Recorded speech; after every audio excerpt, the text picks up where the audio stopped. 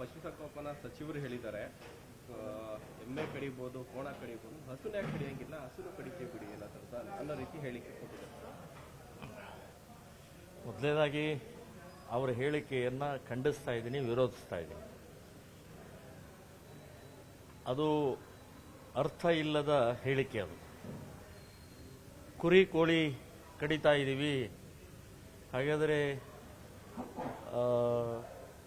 ಪ್ರಾಣಿಗಳನ್ನು, ಹುಲಿಗಳನ್ನು ಹೊಡಿಬೋದು, ನವಿಲುಗಳನ್ನು ಯಾಕೆ ಹೊಡಿಬಾರ್ದು, ಯಾಕೆ ಕತ್ತರಿಸಬಾರ್ದು, ಯಾಕೆ ತಿನ್ನಬಾರ್ದು, ಚಿಗರೆಗಳನ್ನು ಯಾಕೆ ತಿನ್ನಬಾರ್ದು ಅಂತನ್ನುವಂಥ ಹೇಳಿಕೆ ಆಗುತ್ತೆ. ಕೆಲವೊಂದು ಪ್ರಾಣಿಗಳನ್ನು ಅದರದ್ದೇ ಆದಂಥ ಮಹತ್ವ ಇದೆ. ನಮ್ಮ ದೇಶದಲ್ಲಿ ವಿಶೇಷವಾಗಿ ಗೋವನ್ನು ತಾಯಿಯ ಸ್ಥಾನದಲ್ಲಿಟ್ಟಿದ್ದಾರೆ. ಗೋವು ಅದರ ಅರ್ಥ ಬರೇ ಹಸು ಅಷ್ಟೇ ಅಲ್ಲ. ಗೋವು ಅಂತಂದರೆ ಇಡೀ ವಂಶ, ಕೃಷಿಗೆ ಬೇಕಾದಂಥ ಪ್ರತಿಯೊಂದು ಪ್ರಾಣಿಯೂ ಕೂಡ ಅದು ಗೋವಿನ ವ್ಯಾಖ್ಯಾನದಲ್ಲೇ ಬರುತ್ತೆ. ಹಾಗಾಗಿ ಅವರ ಹೇಳಿಕೆ ಅರ್ಥ ಇಲ್ಲದ್ದು ಅಂತನ್ನುವಂಥದ್ದು ಒಂದು ಹೇಳ್ತೀನಿ. ಮತ್ತು ಗೋರಕ್ಷಣೆ ಅಂತಂದರೆ ಹಸು, ಎತ್ತು, ಹೋರಿ, ಆಮೇಲೆ ಎಮ್ಮೆ, ಕೋಣ ಇವೆಲ್ಲವೂ ಸೇರುತ್ತೆ. ಇವೆಲ್ಲವೂ ಕೂಡ ಅದಕ್ಕೆ ಸಂಬಂಧಪಟ್ಟದ್ದು.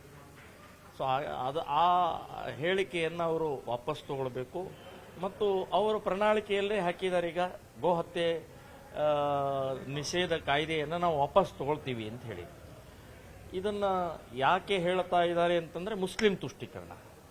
ಈ ಬಾರಿ ಮುಸ್ಲಿಮರು ಒಟ್ಟಾಗಿ ಕಾಂಗ್ರೆಸ್ಗೆ ಓಟ್ ಹಾಕಿದ್ರಿಂದ ಈ ರೀತಿಯ ಹಿಂದೂ ವಿರೋಧಿ ನೀತಿಯನ್ನು ಗೋ ಹತ್ಯೆಯ ಸಂಬಂಧಪಟ್ಟಾಗ ಮಾತನಾಡ್ತಾ ಇರುವಂತಹದ್ದು ಬಹಳ ಸ್ಪಷ್ಟವಾಗಿದೆ. ಯಾವ ಹಿಂದೂನೂ ಒಪ್ಕೊಳ್ಳಲ್ಲ. ನಿಮ್ಮ ಹೇಳಿಕೆಯನ್ನು ಗೋ ಹತ್ಯೆ ನಿಷೇಧ ಕಾಯ್ದೆಯನ್ನು ವಾಪಸ್ ತಗೊಂಡ್ರೆ 100ಕ್ಕೆ 100 ಹೇಳ್ತೀನಿ, ನಾಳೆ ಬರುವಂಥ ಚುನಾವಣೆಯಲ್ಲಿ ನೀವು ಕಸದ ತೊಟ್ಟಿಗೆ ಹೋಗ್ತೀರಿ ಅಂತನ್ನುವಂಥದ್ದು ನಾನು ಹೇಳ್ತೀನಿ. ಸೊ ಈ ರೀತಿಯ ಹೇಳಿಕೆಯನ್ನು ನೀವು ಹೇಳುವಂಥ ಅನಾವಶ್ಯಕವಾಗಿ ಹೇಳಿಕೆ ಕೊಡಬೇಡಿ. ಮಹಾತ್ಮ ಗಾಂಧೀಜಿಯವರು ಹೇಳಿದ್ದಾರೆ. ಮಹಾತ್ಮ ಗಾಂಧೀಜಿಯವರನ್ನಂತೂ ಯಾವುದೇ ಪಕ್ಷಾತೀತವಾಗಿ ಪ್ರತಿಯೊಬ್ಬ ಈ ದೇಶದ ಪ್ರತಿಯೊಬ್ಬ ನಾಗರಿಕ ಒಪ್ತಾನೆ. ಸೊ ಮಹಾತ್ಮ ಗಾಂಧೀಜಿಯವರು ಹೇಳಿದ್ದೇನು, ಗೋ ಹತ್ಯಾ ನಿಷೇಧ ಕಾನೂನು ಪ್ರಪ್ರಥಮವಾಗಿ ನಮಗೆ ಸ್ವಾತಂತ್ರ್ಯ ಸಿಕ್ಕಿದ ನಂತರ ಜಾರಿ ತರಬೇಕು ಅಂತ ಹೇಳಿ ಆಗ್ರಹವನ್ನು ಮಾಡಿದಂಥವ್ರು. ಹಾಗಾದರೆ ಏನು ಮಹಾತ್ಮ ಗಾಂಧೀಜಿಯವರು ಹೇಳಿದ್ದು ಏನೋ ಒಂದು ರಾಜಕೀಯ ಹೇಳಿಕೆನಾ? ಅದು ರಾಜಕೀಯ ತೆವಲಿಗೋಸ್ಕರ ಹೇಳಿದ್ರು ಅವರು? ಸಾವಿರಾರು ಸಾಧು ಸಂತರು, ಋಷಿ ಮುನಿಗಳು ಕೂಡ ಇವತ್ತಿಗೂ ಗೋವನ್ನು ಸಂಬಂಧಪಟ್ಟಾಗೆ ಪೂಜ್ಯ ಭಾವನೆಯಿಂದ ನೋಡಿಕೊಳ್ಳೋ ಯಾಕೆ ಹೇಳ್ತಾ ಇದ್ದಾರೆ?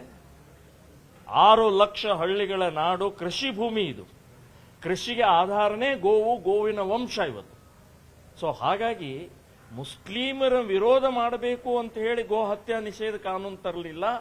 ರೈತರ ಕೃಷಿಗೆ ನಮಗೆ ಕೈ ಕೆಲಸ, ನಮಗೆ ಉದ್ಯೋಗ, ನಮಗೆ ಔಷಧಿ, ನಮಗೆ ಗೊಬ್ಬರ ಕೊಡ್ತಾ ಇರುವಂತಹದ್ದು ಆ ಪ್ರಾಣಿಗಳನ್ನು ಹತ್ಯೆ ಮಾಡಬಾರದು ಅಂತ ಅನ್ನೋದು ಡಾಕ್ಟರ್ ಅಂಬೇಡ್ಕರ್ ಸಂವಿಧಾನದಲ್ಲೂ ಕೂಡ ಉಲ್ಲೇಖ ಮಾಡಿದ್ದಾರೆ.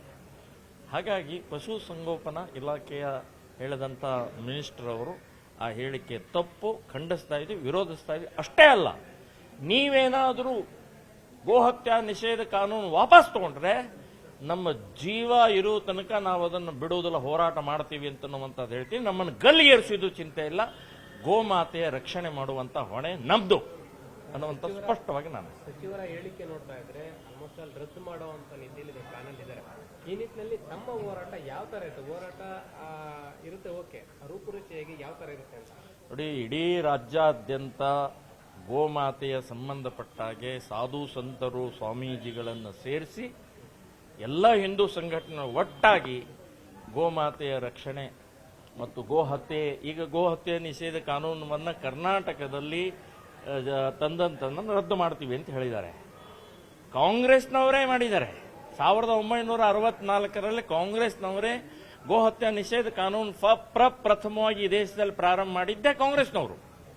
ಕಾಂಗ್ರೆಸ್ನವರು ಗುರುತು ಜೋಡೆತ್ತಿತ್ತು. ಜೋಡಿ ಎತ್ತು ಯಾಕೆ ಇತ್ತು ಅಂತಂದ್ರೆ ಈ ದೇಶದ ಕೃಷಿ ಪ್ರಧಾನವಾದಂತಹ ಇದು ಕಾಂಗ್ರೆಸ್ಸಿನ ಗುರುತಿತ್ತು. ಸೊ ಇದನ್ನೆಲ್ಲವನ್ನು ಅರ್ಥ ಮಾಡ್ಕೊಂಡು ನೀವು ಬರೇ ಮುಸ್ಲಿಂ ತುಷ್ಟೀಕರಣಗೋಸ್ಕರ, ಬರೇ ನಿಮ್ಮ ಅಧಿಕಾರ ದಾಹಗೋಸ್ಕರ ನಮ್ಮ ದೇಶವನ್ನ, ನಮ್ಮ ಕೃಷಿಯನ್ನ, ನಮ್ಮ ರೈತರನ್ನ, ನಮ್ಮ ಗೋಮಾತೆಯನ್ನ ಬಲಿ ಕೊಡಬೇಡಿ ಅಂತನ್ನುವಂಥದ್ದು ನಾವು ಸ್ಪಷ್ಟವಾಗಿ ಹೇಳ್ತಾ ಇದ್ದೀವಿ.